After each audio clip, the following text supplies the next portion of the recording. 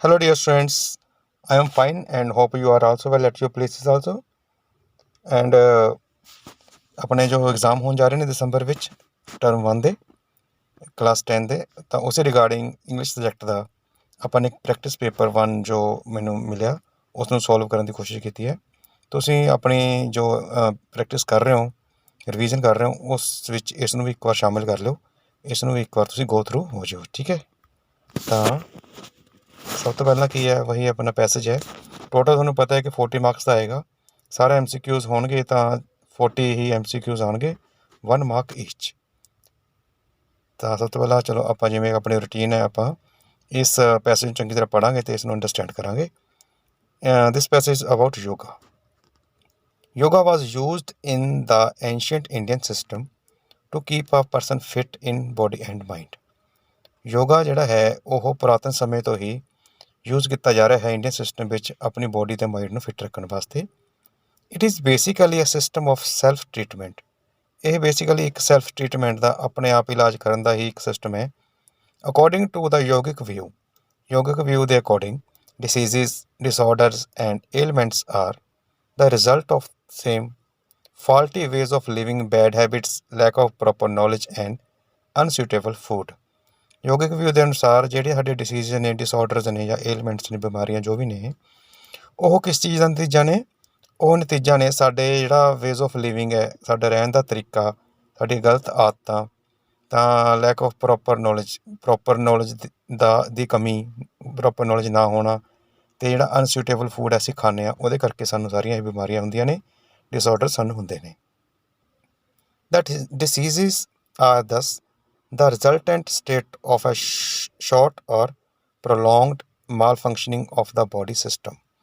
ਤਾਂ ਇਹ ਡਿਸੀਜ਼ਿਜ਼ ਨੇ, ਇਸ ਕਰਕੇ ਇਹਦਾ ਹੀ ਰਿਜ਼ਲਟ ਨੇ ਜਿਹਦੇ ਨਾਲ malfunctioning of the body system ਹੁੰਦਾ ਹੈ ਥੋੜ੍ਹੇ ਸਮੇਂ ਵਾਸਤੇ ਜਾਂ ਲੰਬੇ ਸਮੇਂ ਵਾਸਤੇ। ਇਹਦਾ ਹੀ ਨਤੀਜਾ ਜਿਹੜੀ ਉੱਪਰ ਗੱਲ ਕੀਤੀ ਹੈ ਕਿ ਸਾਡੇ ਜਿਹੜੇ ਆਹ ਬੈਡ ਹੈਬਿਟਸ ਨੇ, ਇਹਨਾਂ ਦਾ ਹੀ ਨਤੀਜਾ ਨੇ।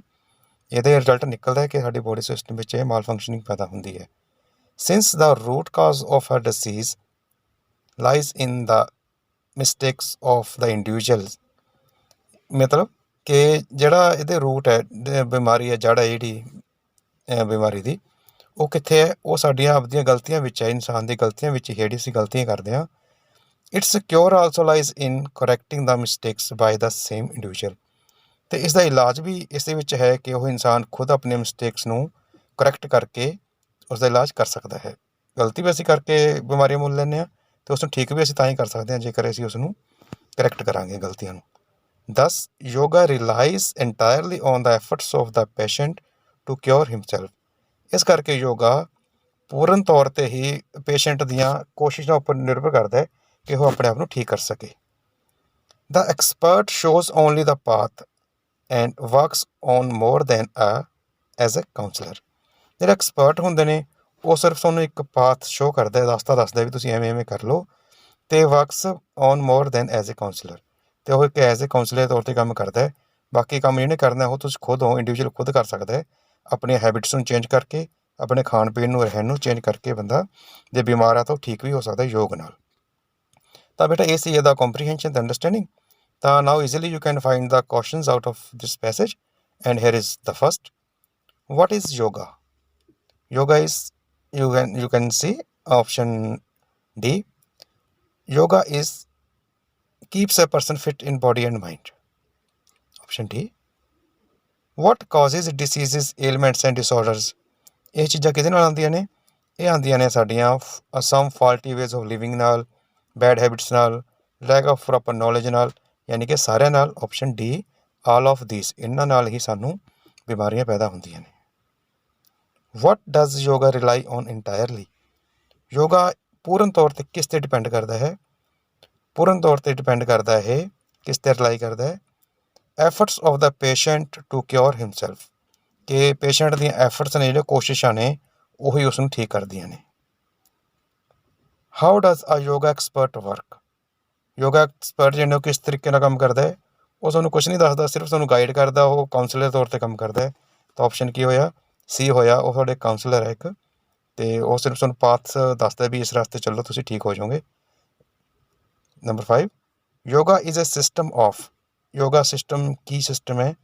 ਇਹ ਸਿਸਟਮ ਹੈ ਜਿਵੇਂ ਆਪਾਂ ਗੱਲ ਕੀਤੀ ਉੱਪਰ ਕਿ ਤੁਸੀਂ ਆਪਣੇ ਆਪ ਨੂੰ ਠੀਕ ਕਰ ਸਕਦੇ ਹੋ, ਆਪਣੀ ਆਦਤਾਂ ਸੁਧਾਰ ਕੇ, ਤਾਂ ਸੈਲਫ ਟ੍ਰੀਟਮੈਂਟ ਦਾ ਸਿਸਟਮ ਇਸ ਨੂੰ ਆਪਾਂ ਕਹਾਂਗੇ ਬੇਟਾ, ਆਪਸ਼ਨ ਏ। ਬੇਟਾ ਨੈਕਸਟ ਹੈ multiple choice questions based on English main course book. ਤੁਹਾਡੇ MCB ਵਿੱਚੋਂ ਕੁਐਸਚਨਸ ਨੇ। ਤਾਂ ਫਸਟ ਹੈ name the writer of the story the happy prince. ਆਪਣਾ ਫਸਟ ਲੈਸਨ ਹੈਪੀ ਪ੍ਰਿੰਸ, ਉਹ ਸਟੋਰੀ ਦਾ ਰਾਈਟਰ ਕੌਣ ਹੈ? ਤਾਂ ਆਂਸਰ ਹੈ Oscar Wilde, option C. 7 the drops were coming from the dash of happy prince. As we know, drops were coming from the eyes of the happy prince. Option you can see here, option A. Next, name 2 non-material things mentioned in the lesson. Non-material things are charity and mercy, option C. 9 science is doing dash nothing for non-material things. Which illustration was used by the professor of psychology? Illustration was used, that was burning glass, option D. The proud possession of Jim was. Jim ਦੇ proud possession ਕੀ ਸੀ? ਉਹ ਚੀਜ਼ ਕਿਹੜੀ ਸੀ ਜਿਸ ਤੇ gym ਨੂੰ ਮਾਣ ਸੀ? ਤਾਂ gym ਨੂੰ ਉਹ ਜਿਹੜੀ ਉਹ ਕੋਈ ਚੀਜ਼ ਸੀ ਇੱਕ, ਉਹ ਸੀ ਗੋਲਡ ਵਾਚ, ਆਪਸ਼ਨ ਸੀ। ਤਾਂ ਉਸ ਤੋਂ ਬਾਅਦ ਆ ਗਿਆ ਬੇਟਾ ਸਪਲੀਮੈਂਟਰੀ ਦੇ ਤੁਹਾਡੇ MCQs ਆ ਗਏ। ਤਾਂ ਫਸਟ ਕੁਐਸਚਨ ਹੈ ਇਸ ਵਿੱਚ, who did the author meet in the hospital ward.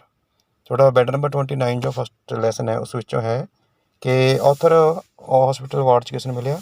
ਤਾਂ ਮਿਲਿਆ ਸੀ ਨਈਮ ਨੂੰ, option A. The author regained his eyesight after. Author ਨੇ ਆਪਣੀ ਆਈਸਾਈਟ ਕਦੋਂ ਪ੍ਰਾਪਤ ਕੀਤੀ? ਕਿੰਨਵੇਂ ਆਪਰੇਸ਼ਨ ਤੋਂ ਬਾਅਦ ਪ੍ਰਾਪਤ ਕੀਤੀ? ਤਾਂ it was his third operation, option B. Subia was a dash merchant. ਤਾਂ ਸੁਬੀਆ ਜਿਹੜਾ ਸੀਗਾ ਹਾਫ ਰੁਪੀ ਵਰਥ ਲੈਸਨ ਵਿੱਚ, ਉਹ ਕੀ ਕੰਮ ਕਰਦਾ ਸੀ? ਕਿਸ ਚੀਜ਼ ਦਾ ਵਪਾਰ ਕਰਦਾ ਸੀ? He was a rice merchant, option B. Subia had dash children. ਉਹਦੇ ਕਿੰਨੇ ਬੱਚੇ ਸੀ? He had 5 children, option D. The blind man was selling dash on the walk side. ਇਹ ਲੈਸਨ ਤੁਹਾਡਾ ਹੈ $1000 ਵਿੱਚ। ਤਾਂ ਜਿਹੜਾ ਬਲਾਈਂਡ ਮੈਨ ਉੱਥੇ ਖੜਾ ਸੀਗਾ ਰਸਤੇ 'ਚ, ਅਤੇ ਉਹ ਕੀ ਸੇਲ ਕਰ ਰਿਹਾ ਸੀਗਾ? ਤਾਂ he was selling pencils, option C. ਤਾਂ ਉਸ ਤੋਂ ਬਾਅਦ ਬੇਟਾ ਹੈ multiple choice question based on stanza from poetry section. ਤਾਂ here you can see 4 lines.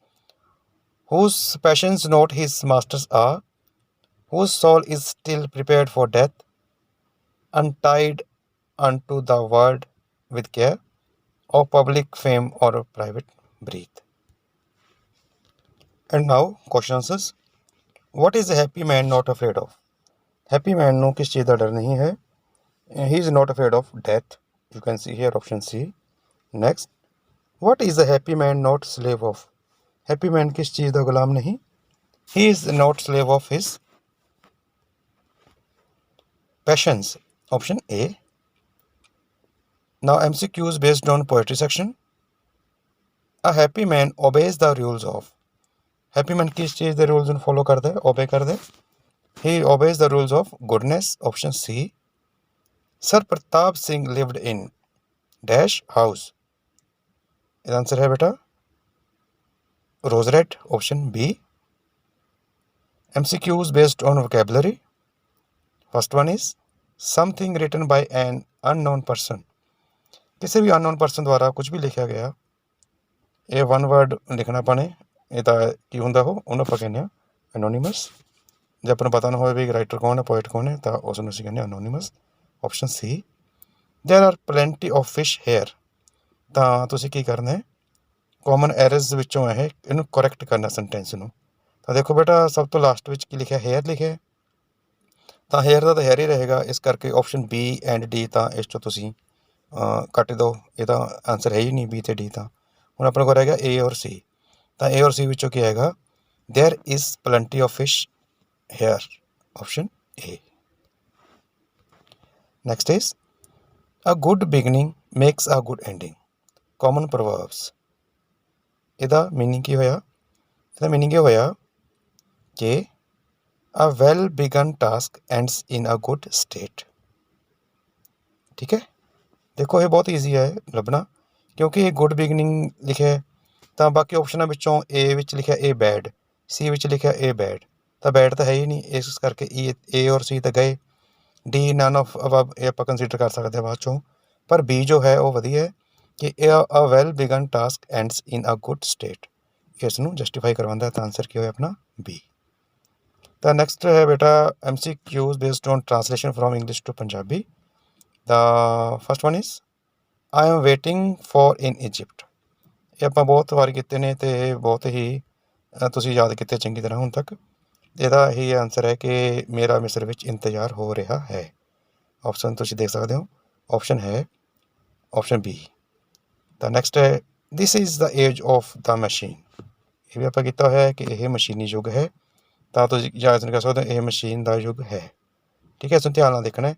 Machine ਦਾ ਯੁੱਗ ਹੈ, ਸੀ ਵੀ ਹੈ, ਪਰ ਆਪਾਂ ਇਹ ਹੀ ਲਿਖਣਾ ਹੈ ਕਿ ਇਹ ਮਸ਼ੀਨ ਦਾ ਯੁੱਗ ਹੈ। ਠੀਕ ਹੈ ਬੇਟਾ।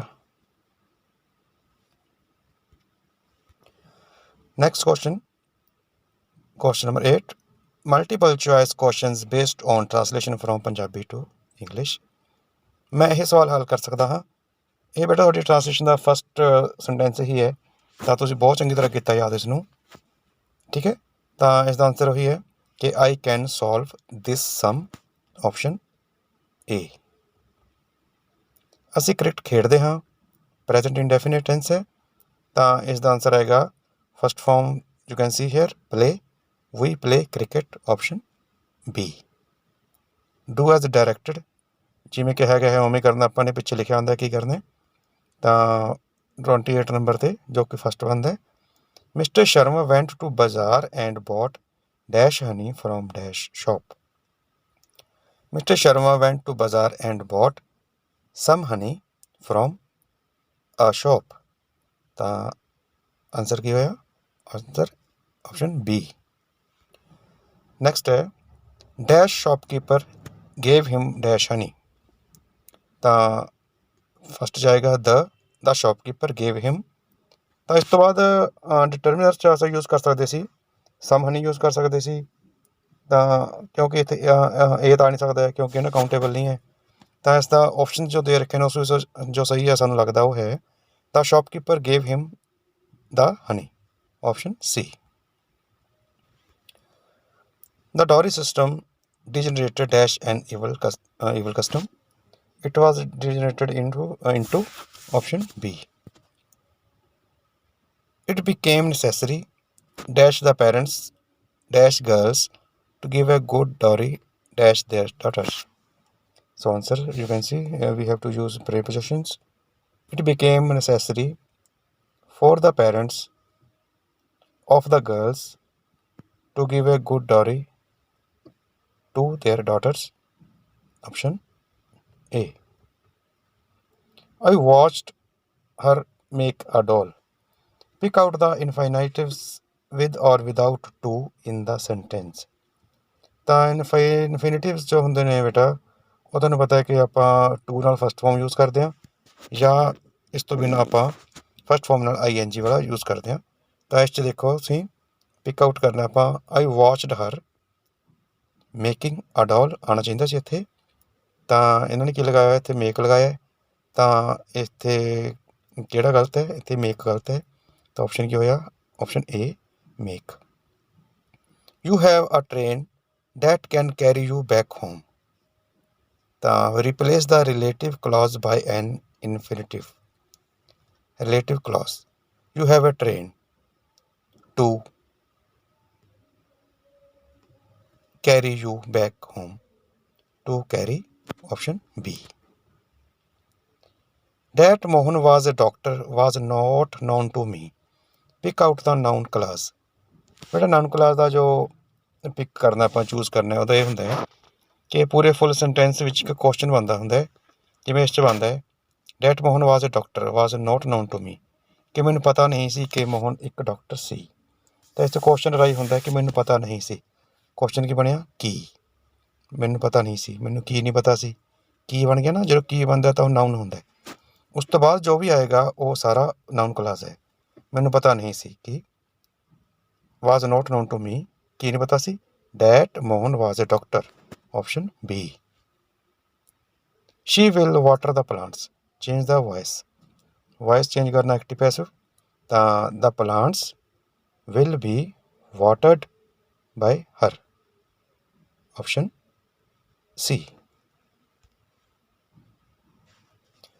ਨੈਕਸਟ ਹੈ ਬੇਟਾ ਕੁਐਸਚਨ ਨੰਬਰ 10 ਜੋ ਹੈ ਕੰਪੋਜੀਸ਼ਨ ਪਾਰਟ ਹੈ। ਇਸ ਵਿੱਚ ਕੀ ਹੈ, you are Rajiv Sharma head boy of DAV public school Ludhiana draft a notice for the house captains to attend a meeting with the vice principal for the allocation of duties for maintaining discipline in the school, notice writing। ਤਾਂ ਇਸ ਵਿੱਚ ਕੀ ਕਰਨਾ ਇਹ ਤੁਸੀਂ ਪਹਿਲਾਂ ਕੀਤਾ ਹੋਇਆ ਫੁੱਲ ਦਾ ਫੁੱਲ ਕੀਤਾ ਹੈ, ਤੁਸੀਂ ਆਪ ਲਿਖਿਆ ਹੋਇਆ ਬਾਕਸ ਬਣਾ ਕੇ ਆਪਾਂ ਲਿਖਦੇ ਹਾਂ।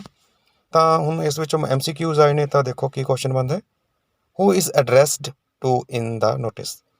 ਇਸ ਨੋਟਿਸ ਵਿੱਚ ਕਿਸ ਨੂੰ ਐਡਰੈਸ ਕੀਤਾ ਗਿਆ ਹੈ, ਨੋਟਿਸ ਨੂੰ ਵਿੱਚ ਕਿਸ ਨੂੰ ਐਡਰੈਸ ਕੀਤਾ ਗਿਆ ਹੈ ਮੀਨਸ ਕਿ ਇਹ ਨੋਟਿਸ ਕਿਸ ਵਾਸਤੇ ਹੈ, ਕਿਹਨਾਂ ਲਈ ਹੈ, ਕਿਹਨਾਂ ਨੂੰ ਸੰਬੋਧਨ ਕਰਕੇ ਲਿਖਿਆ ਗਿਆ ਹੈ, ਕਿਸ ਪਰਪਜ਼ ਜੋ ਹੈ ਨੋਟਿਸ ਦਾ ਉਹ ਕਿਹਨਾਂ ਲਈ ਹੈ। ਤਾਂ ਉਹ ਹੈ ਆਪਾਂ ਨੇ ਲਿਖਿਆ ਇਹ ਹਾਊਸ ਕੈਪਟਨਸ ਵਾਸਤੇ ਲਿਖਿਆ ਕਿ ਤੁਸੀਂ ਇੱਕ ਮੀਟਿੰਗ ਅਟੈਂਡ ਕਰਨੀ ਹੈ ਵਾਈਸ ਪ੍ਰਿੰਸੀਪਲ ਨਾਲ, ਤਾਂ ਇਹ ਹੋਇਆ ਹਾਊਸ ਕੈਪਟਨਸ ਵਾਸਤੇ, ਆਪਸ਼ਨ ਸੀ ਵਾਸਤੇ। ਵਾਟ is the place Venue of the event, ਉਹ ਜਿਹੜੀ ਮੀਟਿੰਗ ਹੋਣੀ ਹੈ ਉਹ ਕਿੱਥੇ ਹੋਣੀ ਹੈ, ਉਹਦਾ ਵੈਨਿਊ ਕੀ ਹੈ। ਜਿੰਨਾ ਕਿ ਆਪਾਂ ਨੂੰ ਪੜ੍ਹਿਆ ਉਹ 'ਚ ਸਮਝ ਆਇਆ, ਆਪਾਂ ਨੇ ਸਮਝ ਆਇਆ ਕਿ ਹਾਊਸ ਕੈਪਟਨ ਦੀ ਮੀਟਿੰਗ ਹੋਣੀ ਹੈ ਵਾਈਸ ਪ੍ਰਿੰਸੀਪਲ ਨਾਲ, ਡਿਊਟੀਜ਼ ਲਗਾਉਣੀਆਂ ਉਹਨਾਂ ਦੀਆਂ ਡਿਸਪਲਿਨ ਮੇਨਟੇਨ ਕਰਨ ਵਾਸਤੇ। ਤਾਂ ਇਹ ਸਕੂਲ ਵਿੱਚ ਹੈ, DAV ਸਕੂਲ ਵਿੱਚ ਹੋਣੀ ਹੈ, ਤਾਂ ਇੱਥੇ ਸਕੂਲ ਦਾ ਨਾਮ ਨਹੀਂ ਹੈ, ਤਾਂ ਇਹ ਓਬਵੀਅਸਲੀ ਕਿ ਵਾਈਸ ਪ੍ਰਿੰਸੀਪਲ ਦੇ ਆਫਿਸ ਵਿੱਚ ਹੀ ਹੋਏਗੀ। ਤਾਂ ਆਪਸ਼ਨ ਕੀ ਸਾਡਾ ਆਨਸਰ ਕੀ ਹੋਇਆ, vice principal office, option C. Then read the telephonic conversation between mister Ajit Sharma and Anju, message writing. ਇਸ ਨੂੰ ਆਪਾਂ ਰੀਡ ਕਰਦੇ ਹਾਂ। Ajit Sharma, hello is this dash. Ajit Sharma phone ਕੀਤਾ, ਪੁੱਛਦਾ ਕਿ ਇਹ ਨੰਬਰ ਹੈ। Anu, yes may I know who is calling. Anju ਨੇ ਕਿਹਾ ਕਿ ਹਾਂ ਇਹ ਨੰਬਰ ਇਹੀ ਹੈ, ਮੈਂ ਜਾਣ ਸਕਦੀ ਹਾਂ ਕਿ ਕੌਣ ਗੱਲ ਕਰ ਰਿਹਾ। ਅਜੀਤ ਸ਼ਰਮਾ, ਆਇਆ Ajit Sharma and want to talk to mister Chadha. ਕਹਿੰਦੇ ਕਿ ਮੈਂ ਅਜੀਤ ਸ਼ਰਮਾ ਬੋਲ ਰਿਹਾ ਅਤੇ ਮੈਂ ਮਿਸਟਰ ਚੱਡਾ ਨਾਲ ਗੱਲ ਕਰਨੀ ਹੈ। ਯਾਨੀ ਕਿ ਅਜੀਤ ਸ਼ਰਮਾ ਨੇ ਕਿਹਦੇ ਨਾਲ ਗੱਲ ਕਰਨੀ ਸੀ, ਮਿਸਟਰ ਚੱਡਾ ਨਾਲ। ਫੋਨ ਕਿਸ ਨੇ ਚੱਕਿਆ, ਅੰਜੂ ਨੇ। Anju, papa is not at home, you can give me the message. ਉਹ ਕਹਿੰਦੀ ਪਾਪਾ ਘਰੇ ਨਹੀਂ ਹੈ, ਤੁਸੀਂ ਮੈਨੂੰ ਦੱਸ ਦਿਓ ਕੀ ਮੈਸੇਜ ਲਗਾਉਣਾ। Ajit Sharma, tell him that the society meeting has been postpone and as soon as the new date is fixed I will let him know. ਉਹਨੂੰ ਦੱਸ ਦਿਓ ਕਿ ਸੋਸਾਇਟੀ ਮੀਟਿੰਗ ਸੀ ਜਿਹੜੀ ਉਹ ਪੋਸਟਪੋਨ ਹੋ ਗਈ ਹੈ, ਅਤੇ ਜਿਉਂ ਹੀ ਨਵੀਂ ਕੋਈ ਡੇਟ ਫਿਕਸ ਕਰਨਗੇ ਮੈਂ ਉਹਨਾਂ ਨੂੰ ਦੱਸ ਦੇਵਾਂਗਾ, ਅਜੀਤ ਸ਼ਰਮਾ ਨੇ ਅੰਜੂ ਨੂੰ ਕਿਹਾ। Anju, all right I will convey the message. ਠੀਕ ਹੈ, ਮੈਂ ਤੁਹਾਡਾ ਮੈਸੇਜ ਕਨਵੇ ਕਰ ਦਾਂਗੀ, ਅੱਗੇ ਪਹੁੰਚਾ ਦਾਂਗੀ। As Anju has to go out she writes the message for her father. ਜਿਵੇਂ ਕਿ ਅੰਜੂ ਨੂੰ ਹੁਣ ਬਾਹਰ ਜਾਣਾ ਸੀ ਤਾਂ ਉਹ ਆਪਣੇ ਫਾਦਰ ਨੂੰ ਇੱਕ ਮੈਸੇਜ ਲਿਖਦੀ ਹੈ। ਇਹ ਸੀਗਾ ਬੇਟਾ ਤੁਹਾਡਾ ਮੈਸੇਜ ਦਾ ਕੁਐਸਚਨ, ਅਤੇ ਤੁਸੀਂ ਹੁਣ ਇਹਦੇ ਆਨਸਰ ਦੇਣੇ ਨੇ। ਚੋਂ who is the Messenger. Messenger ਹੁੰਦਾ ਮੈਸੇਜ ਦੇਣ ਵਾਲਾ। ਮੈਸੇਜ ਦੇਣ ਵਾਲਾ ਕੌਣ ਹੈ ਇਸ ਪੂਰੇ ਸਿਨੈਰੀਓ 'ਚ, ਮੈਸੇਜ ਕੌਣ ਗਿਆ ਛੱਡ ਕੇ। ਤਾਂ ਮੈਸੇਜ ਲਿਖਿਆ ਸੀ, ਫੋਨ ਤਾਂ ਕੀਤਾ ਸੀ ਜੀ ਸ਼ਰਮਾ ਨੇ, ਅਤੇ ਅੰਜੂ ਨੇ ਸੁਣਿਆ, ਅੰਜੂ ਨੇ ਸਲਿੱਪ 'ਤੇ ਲਿਖਿਆ ਮੈਸੇਜ ਅਤੇ ਉਹ ਚਲੀ ਗਈ। ਯਾਨੀ ਕਿ ਫਿਰ ਮੈਸੇਂਜਰ ਕੌਣ ਹੋਇਆ, ਅੰਜੂ। ਠੀਕ ਹੈ, ਉਹਦੇ ਪਾਪਾ ਨੇ ਲਿਖਿਆ ਉਹ ਚਲੀ ਗਈ, ਤਾਂ ਮੈਸੇਂਜਰ ਕੌਣ ਹੋਇਆ, ਅੰਜੂ। ਮੈਸੇਜ ਕਿਸੇ ਦਾ ਸੀ, ਅਜੀਤ ਸ਼ਰਮਾ ਬਾਰੇ ਸੀ ਵੀ ਐਂ ਕਰਕੇ ਉਹ ਮੀਟਿੰਗ ਪੋਸਟਪੋਨ ਹੋ ਗਈ ਹੈ, ਪਰ ਲਿਖਿਆ ਕਿਸ ਨੇ, ਅੰਜੂ ਨੇ, option A. What is the message, message ਕੀ ਸੀ, ਮੈਸੇਜ ਸੀ ਕਿ meeting has been postponed, option C. ਅਤੇ ਉਹ ਦੁਬਾਰਾ ਦੱਸ ਦੇਗਾ ਜਦੋਂ ਨਵੀਂ ਮੀਟਿੰਗ ਬਾਰੇ ਕੋਈ ਡੇਟ ਫਿਕਸ ਹੋਈ। Draft and advertisement for fresh feel mouth wash. Advertisement ਆਪਾਂ ਕੀਤੀਆਂ ਨੇ, ਤਾਂ ਉਸ ਵਿੱਚ ਤੁਸੀਂ ਫਰੈਸ਼ ਫੀਲ ਮਾਊਥ ਵਾਸ਼ ਦੀ ਇੱਕ ਐਡਵਰਟੀਜ਼ਮੈਂਟ ਤਿਆਰ ਕਰਨੀ ਹੈ। ਤਾਂ ਉਸ ਵਿੱਚ ਜੋ ਤਿਆਰ ਕਰਾਂਗੇ ਤਾਂ ਨੀਚੇ ਵਾਲੀਆਂ ਲਿਖੀਆਂ ਜਿਹੜੇ ਆਪਸ਼ਨਸ ਨੇ, which line is suitable for the ad, ਜਿਹੜੀ ਐਡ ਕਰਨੀ ਹੈ ਨੀਚੇ ਲਿਖਿਆ ਲਾਈਨ ਵਿੱਚ ਕਿਹੜੀ ਸਭ ਤੋਂ ਵਧੀਆ ਸੁਟੇਬਲ ਹੈ, ਸਭ ਤੋਂ ਵਧੀਆ ਹੈ। ਪਹਿਲੀ 5% of feel fresh for the holiday, by to germs all of the above. ਤਾਂ ਬੇਟਾ ਇਸ ਵਿੱਚ ਇਹ ਤਿੰਨੇ ਗੱਲਾਂ ਐਡ ਆਪਾਂ ਕਰ ਸਕਦੇ ਹਾਂ। 5% ਆਫ ਵੀ ਕਰ ਸਕਦੇ ਹਾਂ ਫੀਲ ਫਰੈਸ਼ ਮਾਊਥ ਵਾਸ਼ 'ਤੇ, ਕਿਉਂਕਿ ਆਪਾਂ ਸੇਲ ਕਰਨਾ ਹੈ। Feel fresh for the holiday, ਇਹ ਯੂਜ਼ ਕਰਨ ਤੋਂ ਬਾਅਦ ਤੁਹਾਨੂੰ ਸਾਰਾ ਦਿਨ ਤੁਹਾਨੂੰ ਫੀਲ ਫਰੈਸ਼ ਹੋਏਗਾ, ਵਧੀਆ ਫੀਲ ਹੋਏਗਾ। ਤਾਂ ਸੀ ਬਾਏ ਟੂ ਜਰਮਸ, ਇਹ ਇਸ ਮਾਊਥ ਵਾਸ਼ ਯੂਜ਼ ਕਰਨ ਤੋਂ ਬਾਅਦ ਤੁਹਾਡੇ ਮੂੰਹ ਦੇ ਜਰਮਸ ਨੇ ਜਿਹੜੇ ਉਹ ਵੀ ਖਤਮ ਹੋ ਜਾਣਗੇ।